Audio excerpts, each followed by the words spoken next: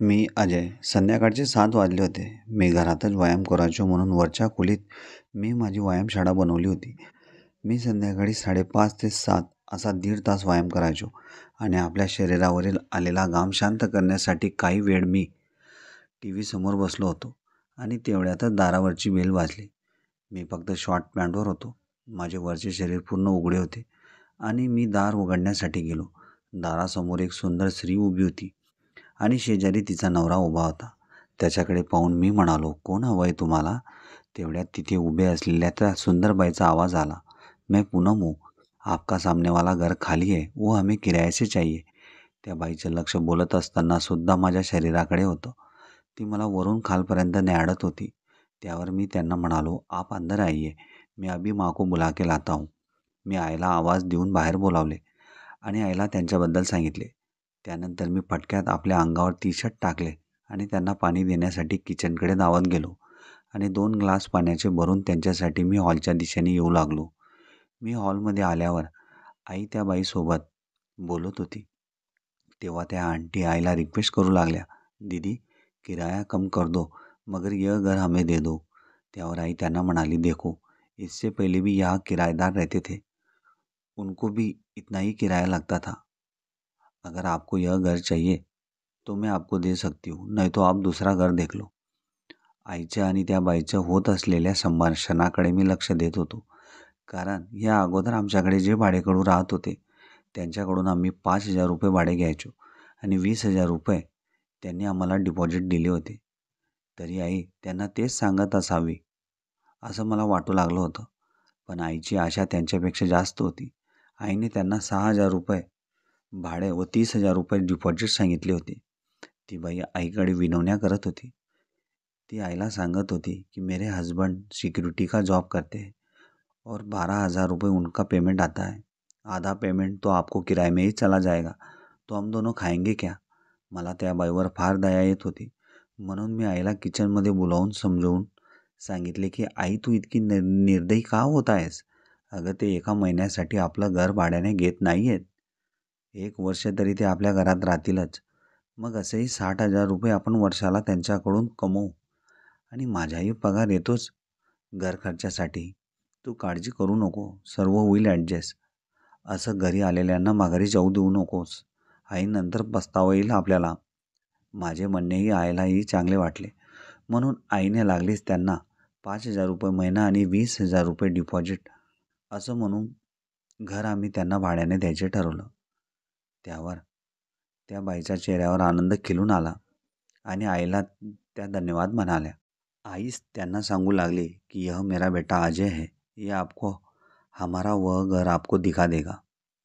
त्या बाईंनी लागलीच आपले नाव सांगितले. दीदी, मेरा नाम पूनम है और इनका नाम विक्रम है. आप मुझे पूनम कह के ही बुलाना. त्यावर आई, ठीक है पूनम, अभी मैं तुम्हें नाम लेके ही बुलाऊंगी. मग मी त्या दोघांना म्हणालो, चलो आंटी और अंकल, आपको मैं घर दिखा देता हूँ. 1 BHK घर है हमारा ऊपर और नीचे वाला हिस्सा हमने दुकान के लिए किराए पे दिया है. त्या दोघं नवरा बायकोंना आमचं घर फार आवडलं होतं. म्हणून त्यांनी लागलीच घर पाहून मला हो म्हणाले. त्यावर मी पूनम आंटीला म्हणालो, आप सामान कब तक लेके आओगे? त्यावर ते अंकल म्हणाले, बेटा, मुझे छुट्टी रविवार के दिन रहती है.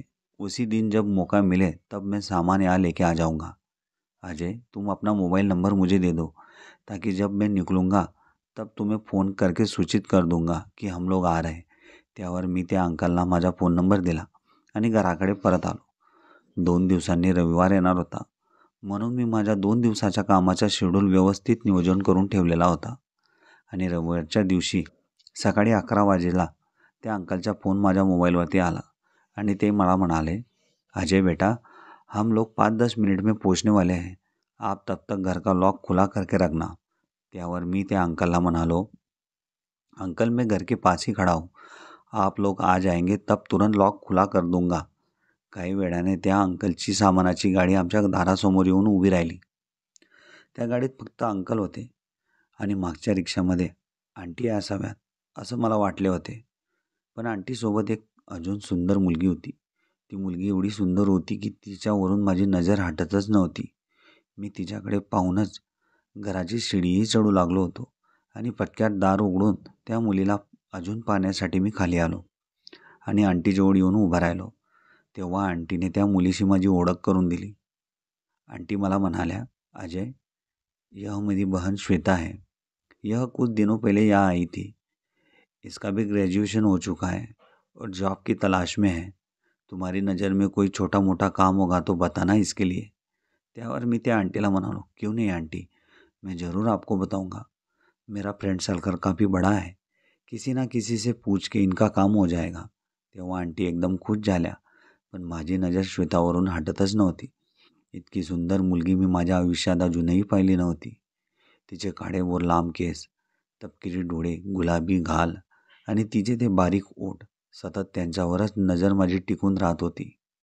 अर्ध्या तासाच्या आत अंकलने व ड्रायव्हरने मिळून गाडी खाली करून घेतली. त्यानंतर ते सगळेजण आपला सामान सेट करण्यासाठी व्यस्त झाले. मग त्यांच्यासाठी चहा व पाणी घेऊन मला आईने पाठवले आणि आईने मला सांगून ठेवली होती की रात्रीचे जेवणसुद्धा आपल्या घरातूनच येईल, म्हणून स्वयंपाक करायचा नाही, असं मला आईने त्यांना सांगायला सांगितले होते. मी ज्या वेळेस त्यांच्या घरात गेलो त्यावेळेस पूनम आंटी आणि श्वेता हे किचनमधील सामान सेट करत होते. तेव्हा सर्वांना आवाज देऊन मी बोलावले, "चलो गरमागरम चाय पी लो, सब लोग थक गए होंगे." चहाचा ट्रे मी जमिनीवरच ठेवला. ते तिघंजण त्या ठिकाणी येऊन एक एक कप घेऊ लागले होते. अगोदर काकांनी घेतला, त्यानंतर आंटी आणि श्वेता ज्यावेळेस दोघे एक साथ कप घेण्यासाठी खाली वाकल्या तेव्हा माझी नजर त्या दोघांच्या त्या ठिकाणी पडली. त्या दोघांचे त्यावेळेस मी पाहून अतिशय चक्रावलो होतो. कारण त्या ठिकाणी कोणाचीही नजर पडली किंवा ते अशा अवस्थेत दिसल्यास कोणताही मनुष्य आपले भान गमावणारच होता. अशी सिच्युएशन माझीही झाली होती. पण आंटीपेक्षा श्वेताचे ते अतिशय सुंदर व गोड दिसत होते. माझं लक्ष अजूनही श्वेतावरच होतं, कारण खूपच सुंदर होती ती. हृदयाच्या एका कोपऱ्यात तिला पाहिल्यावरच त्या दिवशी तिने जागा बनवली होती. सर्वांची चहा पिऊन झाल्यानंतर खाली कप घेऊन परत मी माझ्या घरी निघू लागलो आणि निघताना पूनम आंटीला मी सांगू लागलो की रात का खाना भी हमारे घर से ही आएगा, आप कुछ मत बनाना. त्यावर पूनम आंटी मला धन्यवाद म्हणाले. त्यानंतर मी घरी आलो. घरी आल्यावरही माझ्या डोक्यात पूनम आंटीचे व श्वेताचे पाहिलेले चित्र डोळ्यासमोर वारंवार फिरत होतं. त्यांच्या विचारात संध्याकाळ केव्हा झाली मलासुद्धा समजले नाही. मी जेव्हा त्यांच्या घरी रात्रीच्या वेळेस जेवण घेऊन पोहोचलो तेव्हा ते तिघंजण एकत्र बसून गप्पा करत माझीच वाट पाहत होते. मी घरात घुसतात जोराने ओरडलो, "चलो गरमागरम खाना खा लो, नहीं तो खाना ठंडा हो जाएगा." त्यावर पूनम आंटी म्हणाल्या, "कितने खुश नसीब है हम, आप जैसे मकान मालिक मिले हमें, नहीं तो कौन इतनी परवाह करता है अपने किराएदारों की." तेव्हा माझी नजर श्वेतावरच होती आणि त्यावेळेस उदास दिसत होती. मी आंटीला म्हणालो, "आंटी, यह तो हमारा फर्ज है आपका ख्याल रखना." इतकं सांगून मी त्या ठिकाणाहून निघून गेलो. दुसऱ्या दिवशी मी संध्याकाळी माझ्या रूममध्ये वर्कआउट करत होतो. माझ्या रूमच्या खिडकीतून पूनम आंटीचे घर स्पष्ट दिसत होते आणि अचानक माझी नजर अशा ठिकाणी पडली याचा मी विचारही केला नव्हता. त्या घराच्या वेगळ्या खोलीत श्वेता फोनवर बोलत असताना वेगळेच चेहरे आपल्या शरीरावर करत होती. पण ही असं का करत आहे आणि ही फोनवर कोणाशी बोलत असावी, असे अनेक प्रश्न मला त्यावेळेस उद्भवत होते. श्वेताचं फोनवरील बोलणं संपल्यावर ती बाल्कनीत आली आणि त्याच वेळेस मी वर्कआउट संपवून तसाच बाल्कनीत आलो. माझ्या पोटावरील सिक्स पॅक अगदी निरखून दिसत होते आणि श्वेताची नजरही त्या सिक्स पॅकवर पडली. एक टक लावून ती माझ्याकडे पाहत होती आणि मीही तिच्याकडे पाहत होतो. काही वेळानंतर ती घरात परत गेली आणि मी त्याच ठिकाणी उभा राहून तिची परत येण्याची वाट पाहू लागलो. दुसऱ्या दिवशी सकाळी 10 वाजता पूनम आंटी व श्वेता आमच्या घरी आल्या आणि पूनम आंटी आईला सांगू लागल्या, "दीदी, श्वेता को कुछ दिनों के लिए आपके घर में रहने के लिए जगह मिलेगी क्या?"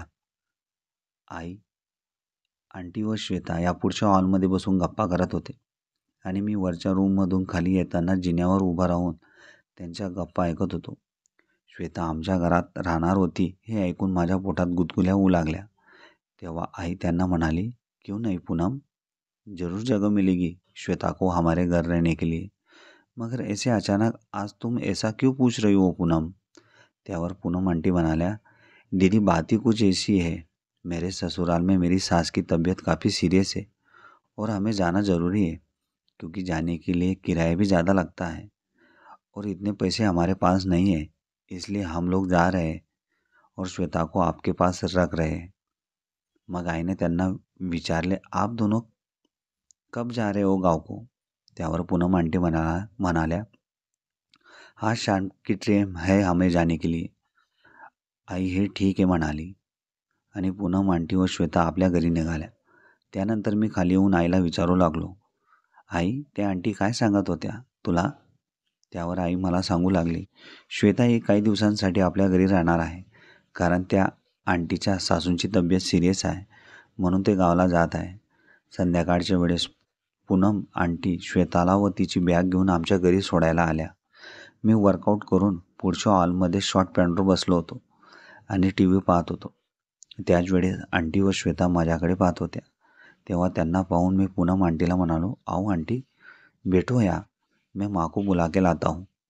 त्यावर पूनम आंटी मला म्हणाल्या, अजय रहने दो, माँ को मत बुलाओ, हमें जाने के लिए देरी हो रही है. मैं श्वेता को आपके घर छोड़ने आई थी. एवढं सांगून त्या रेल्वे स्टेशन जाण्यासाठी निघाल्या. श्वेता माझ्यासमोरच सोफ्यावर बसली होती आणि मी तिच्याकडे एकटक नजरेने पाहत होतो. तीही माझ्याकडे चोरून नजरेने पाहत होती. तेव्हा मी तिला विचारले, श्वेता तुम इतनी उदास क्यों रहती हो? कुछ हुआ है क्या तुम्हारे साथ? क्या तुम्हें बातचीत करना अच्छा नहीं लगता?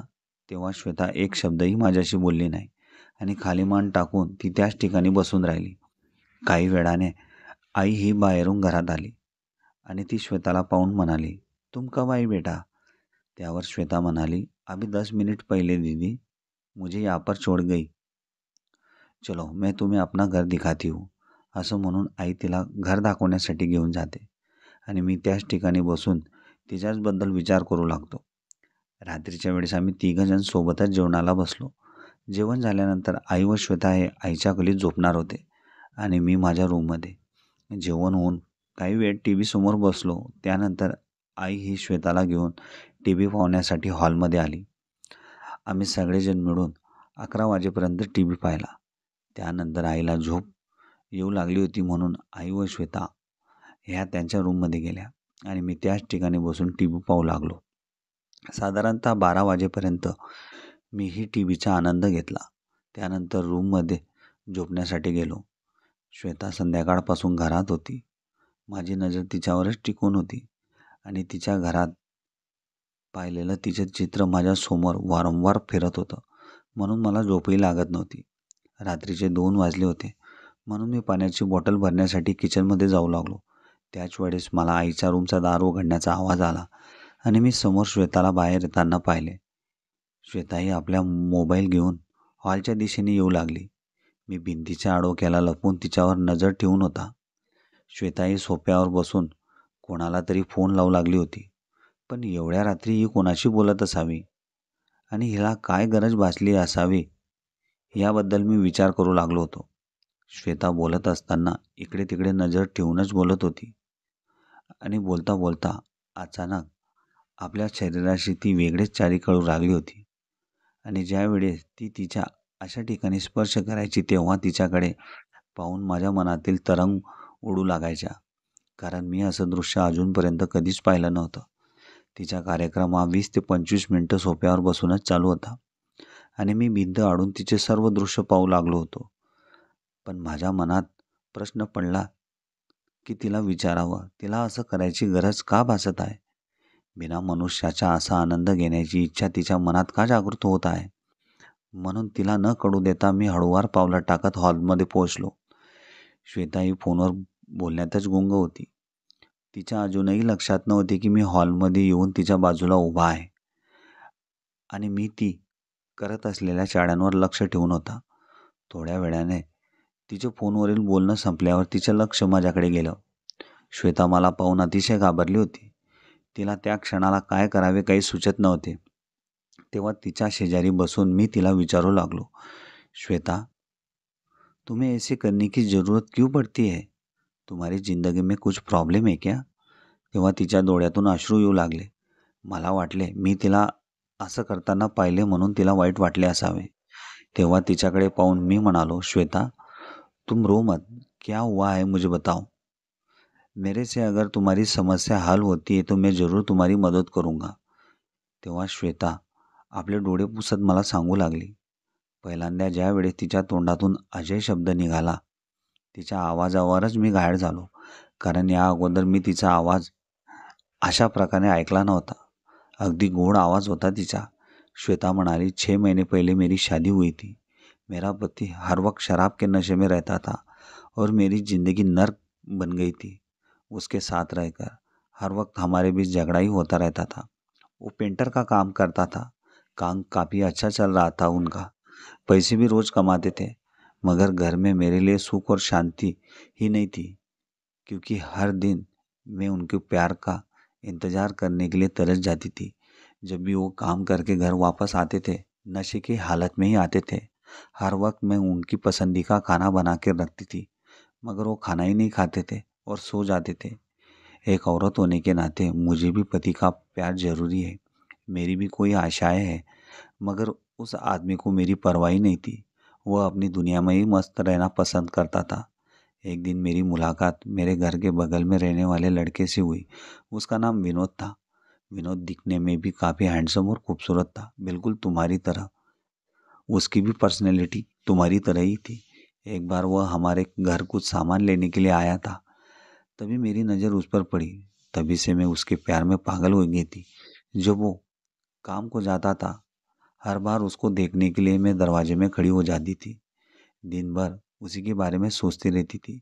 एक दिन जब वो मेरे घर चीनी लेने के लिए आया था, तब मैं अपने कपड़े बदल रही थी। तभी उसने मुझे इस हालत में देखा। मैं तुम्हें शब्दों में बयां ही नहीं कर सकती। उस वक्त उसको भी मुझसे प्यार हो गया था। जब भी मेरा पति काम के बहाने बाहर जाता, तभी मैं उसे घर पे फ़ोन करके बुला लेती थी। फिर हम दोनों जी भर के प्यार किया करते थे और मेरे शरीर पे होने वाला उसके हाथों का स्पर्श मुझे भी अभी भी उन दिनों की और रातों की याद दिला देता है। इसलिए मैं अपने मन को शांत करने के लिए उसको फ़ोन पे रात को बात करती हूँ. तेव्हा मी श्वेताला विचारले, फिर तुम्हारे पति का क्या हुआ? तेव्हा श्वेताने मला सांगितले, एक दिन विनोद दोपहर के टाइम मेरे घर कुछ काम के लिए आया था. फिर हम दोनों जी भर के एक दूसरे से प्यार कर रहे थे. तभी मेरे पति की एंट्री घर में हो जाती थी और मेरे पति ने हम दोनों को ऐसी हालत में देखा था कि शादी के बाद भी उन्होंने मुझे इस हालत में देखा नहीं. इसलिए हम दोनों में काफ़ी झगड़ा हो गया और हमारा तलाक हो गया. उसके बाद मुझे विनोद की काफ़ी याद आने लगी. इसलिए मैं रात को उसको फोन पर बात करती हूँ. तिच्या सर्व गोष्टी ऐकून मला फार वाईट वाटू लागलं. त्यावर मी तिला सांगू लागलो, श्वेता, जब भी तुम्हें मेरी मदद लगेगी तो मुझे आवाज़ दे देना. यह मेरा फ़ोन नंबर है, नाही तो फ़ोन कर देना. माझे म्हणणे ऐकल्यावर श्वेता झोपण्यासाठी आईच्या रूममध्ये गेली आणि मीही माझ्या रूममध्ये जाऊन झोपलो. दुसऱ्या दिवशी सकाळी मी थोडा उशिरा उठलो. उठून पाहिले तर घरात आई नव्हती. मी थोडा वेळ हॉलमध्ये बसून फ्रेश होण्यासाठी बाथरूमच्या दिशेने जाऊ लागलो आणि माझी नजर अचानक आईच्या खोलीकडे गेली. खोलीचा दार अर्धवट उघडा होता आणि श्वेता अंघोळ करून आपले कपडे चेंज करत होती. तिच्या शरीराची चकाकी पाहून मी बेभान झालो होतो. मी तिच्याकडे पाण्यातच गुंग झालो होतो आणि अचानक श्वेताने आपली मान वळवली आणि तिची आणि माझी नजरानजर झाली. श्वेताने लागली जवळ असलेली शॉल अंगावर टाकली आणि तिची पटकट झालेल्या हरकतीमुळे मी भानावर आलो आणि तिच्या रूममधून बाहेर निघून मी सरळ बाथरूममध्ये गेलो. मी फ्रेश होताना सुद्धा तिच्याबद्दल विचार करू लागलो होतो. तिचं पाहिलेलं ते सुंदर रूप, ते काळे डोळे माझ्या काळजात जागा करत होते. मी फ्रेश होऊन आल्यानंतर श्वेताही हॉलमध्ये बसली होती. मी कपडे वगैरे चेंज करून तिच्यासमोर येऊन बसलो. मग तिची आणि माझी परत नजरानजर झाली आणि तिच्याशी मी माफ़ी मागू लागलो. श्वेता, सच में मुझे पता नहीं था कि तुम उस जगह अपने कपड़े चेंज कर रही हो, नहीं तो मैं उस रूम में सच में आता ही नहीं. तुमने मुझे माफ़ कर दिया ना श्वेता. मी तिच्या डोळ्यात डोळे टाकून वारंवार सॉरी म्हणू लागलो.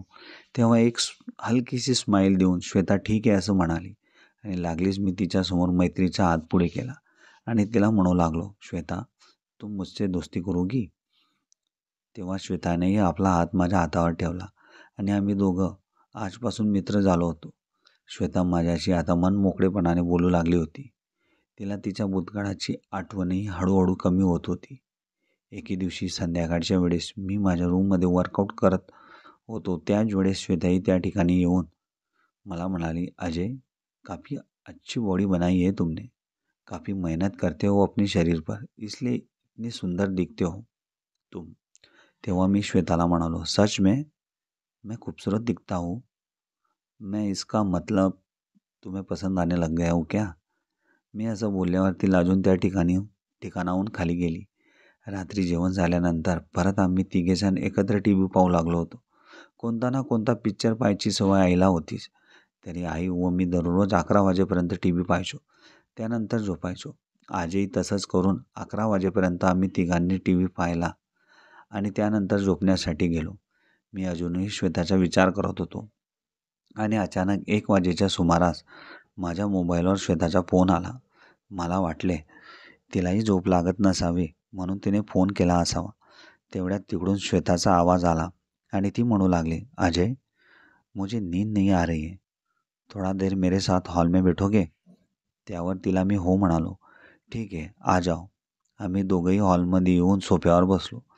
आता श्वेता माझ्या शेजारीच बसली होती. नाहीतर आम्ही दोघंही समोरासमोर बसूनच बोलायचो. तेव्हा तिच्याकडे पाहून मी म्हणालो, बोलो श्वेता, क्या काम था? कुछ काम नहीं था अजय, नींद नहीं आ रही थी इसलिए बातचीत करने के लिए और थोड़ा मन हल्का हो जाएगा इसलिए तुम्हें बुलाया था. काही वेळ आमच्या इकडच्या तिकडच्या गप्पा रंगल्या. मी थोडा कॉमेडी स्वभावाचा असल्यामुळे श्वेता माझ्या गप्पांवर भरभरून हसू लागली होती आणि हसता हसता अचानक तिचा हात माझ्या अशा ठिकाणी पडला, त्यामुळे माझ्या मनात व शरीरात एक वेगळीच ऊर्जा तिच्याबद्दल निर्माण होऊ लागली होती. श्वेतालाही त्याबद्दल माहिती होते की तिचा हात माझ्या कोणत्या ठिकाणी स्पर्श झाला. त्यानंतर आम्ही एकमेकांच्या डोळ्यात डोळे टाकून पाहू लागलो आणि हळूहळू आमचे एकमेकांबद्दल आकर्षण त्याच वेळेस वाढू लागले होते. आम्हा दोघांना असं वाटत होतं की एकमेकांच्या मिठीत या क्षणाला सामावून घ्यायला हवं. पण आम्ही दोघंही एकमेकांना घाबरत होतो. अजूनही आमचे डोळे एकमेकांमध्येच गुंतले होते. हळूहळू आमचे ओठ एकमेकांच्या जवळ येऊ लागले होते. आमच्या दोघांचे श्वास एकमेकांना स्पर्श होऊ लागले होते.